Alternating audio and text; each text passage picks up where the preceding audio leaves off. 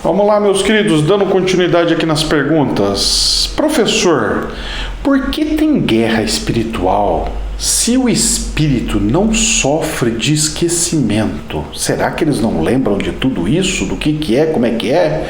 Ótima pergunta. Vamos lá. Por que tem guerra espiritual? Por que guerra espiritual? Vejam bem, primeira situação que vocês têm que entender é: não existe guerra espiritual. Não, professor, a gente vê coisas, não. Existem ações espirituais. É diferente de uma guerra, tá?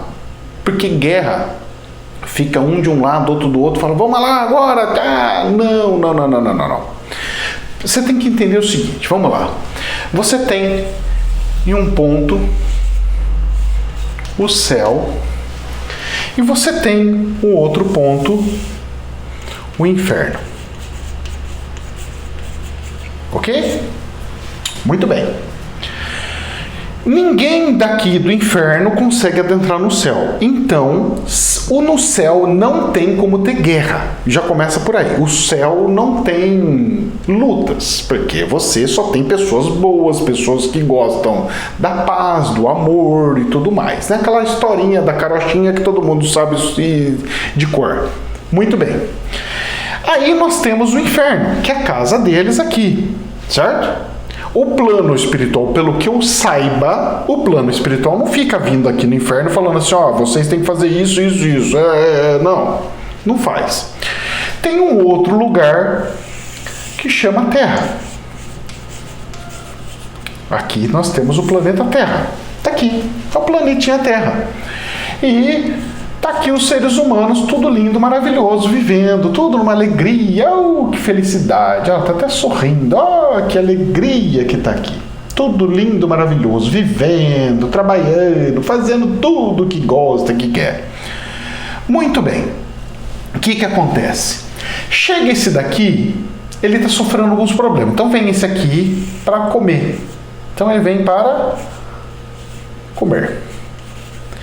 E o alimento dele se chama Chi, que nós podemos falar que é a energia vital do humano, que é a energia humana, ok? É o Chi, energia humana. E o que acontece? Se esse humano é energia humana, não é maldade, não é energia ruim, tá? É energia humana. É que o que acontece?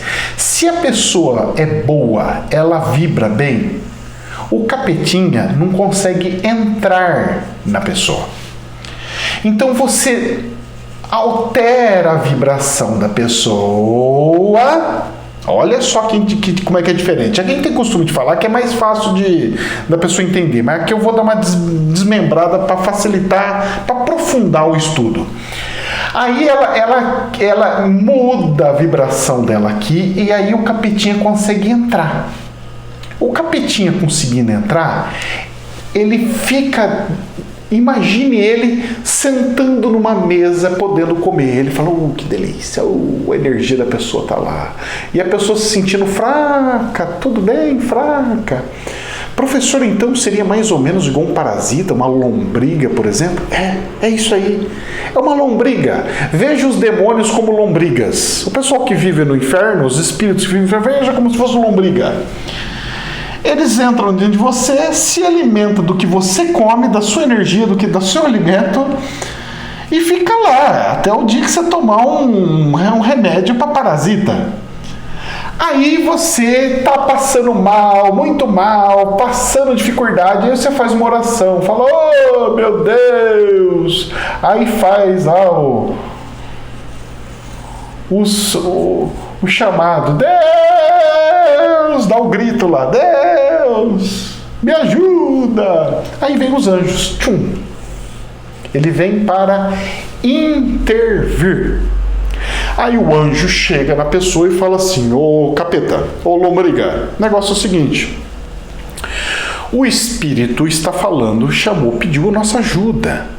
Ele pediu a nossa ajuda dos céus. E a situação é o seguinte, eu estou ordenando que você saia. Não, eu não vou sair. Eu sou um demônio. Estou aqui porque ele permitiu. Ele fez isso, fez aquilo, fez aquele outro. Ele deixou. Tudo bem, demônio. Eu entendo sua situação, entendo que você está com fome, mas da mesma forma que Jesus fez, eu tenho que pedir, saia desse corpo, porque esse corpo não te pertence, saia para lá. No caso de Jesus, ainda os demoninhos falaram assim, mas deixa nós ficar pelo menos no porquinho, vai para os porquinhos pula para o precipício. Aí o que acontece? Tem que tirar, você vai limpar a casa, porque foi uma oração, um pedido da pessoa e uma intervenção militar, uma intervenção espiritual. Aí o que acontece?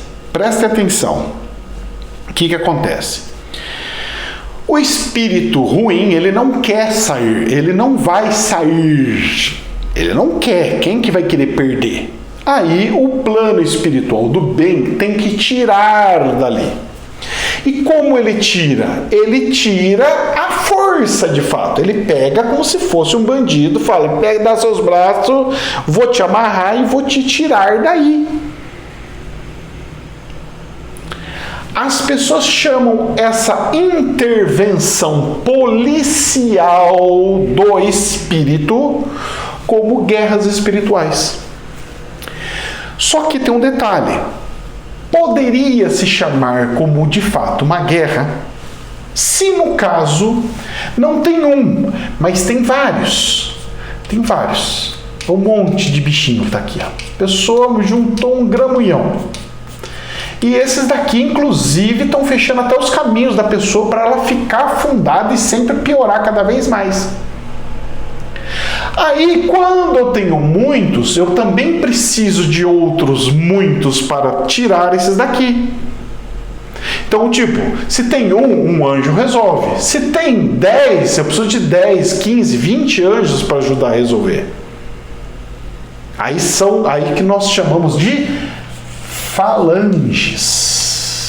E as falanges podem ser do bem ou do mal, certo? Porque falange significa um grupo, ou seja, um batalhão.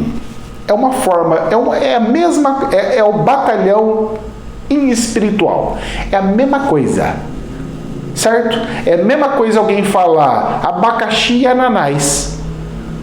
É a mesma coisa, só estou falando numa linguagem diferente. Um é em espanhol, o outro é em português.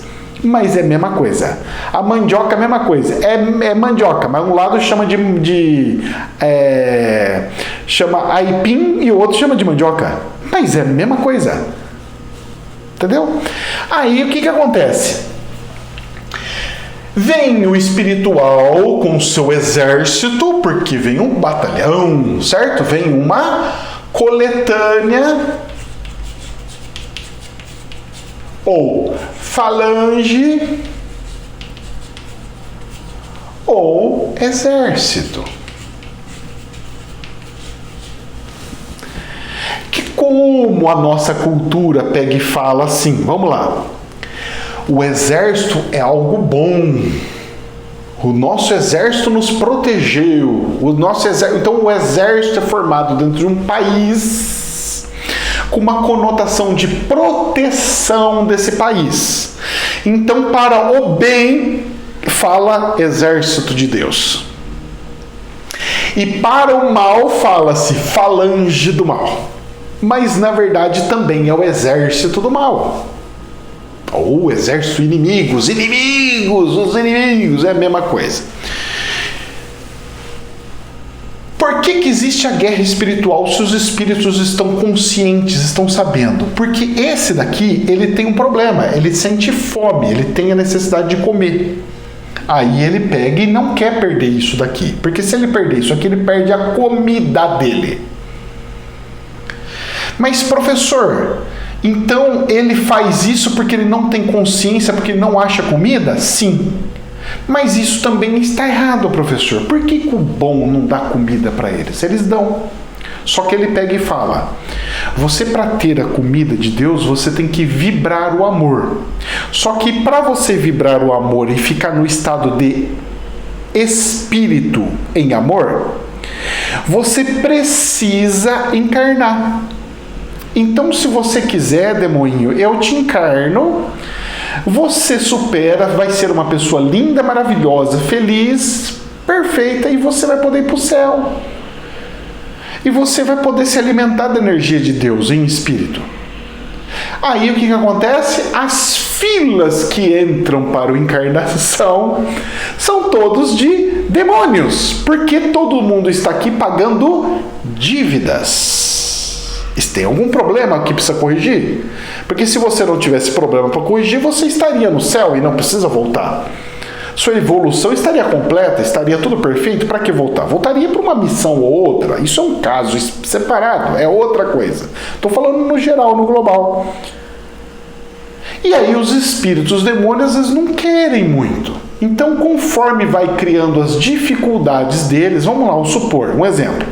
Toda a humanidade amanhã faz tudo certinho, tudo direito. Ninguém erra mais. Ninguém pisa no rabo do gato. Ninguém engana mais o outro como mecânico. Ou como um cara que vende lojinha na lojinha X. Ou outro que faz um serviço XYZ. Todo mundo é bom. Um ajuda o outro. Tudo amor. É o amor reinando aqui, o amor reinando lá. É assim o céu na Terra. Se fosse assim no planeta Terra, esses espíritos, eles não teriam o que comer, eles iam implorar, começar a orar, pedir para Deus, falar: Deus, ia fazer a mesma coisa aqui, Deus, me encarna por favor, porque eu preciso sair dessa situação. Aí é todo mundo encarnando aqui e resolvendo o problema. Mas a história nos mostra que não é bem assim. Nos mostra que uma vez demônio, sempre demônio. Porque a quantidade de que consegue se salvar e se livrar e de fato não prejudicar o próximo é muito pequenininho. Então são as nuances do plano espiritual. Não é uma questão de maldade, é uma questão evolutiva de fato. Precisa de um esforço de fato para conseguir sair dessas condições. E se a gente parar para analisar, não é tão difícil amar uns aos outros, não é. É que a gente gosta de cair numa tentaçãozinha. O cara vem e oferece um negocinho a mais, você fala: rapaz, uma promoção, poxa, eu vou conseguir trocar de carro, vou conseguir ter uma mansão, vou conseguir isso, e acaba entrando naquela situação. Depois reclama, volta na roda de samsara, reencarnar, e fica naquele ciclo, até você conseguir quebrar isso. Mas o céu está para todos, assim como as decisões erradas também. Gente, jamais a verdade absoluta. Que Deus nos abençoe. Namastê.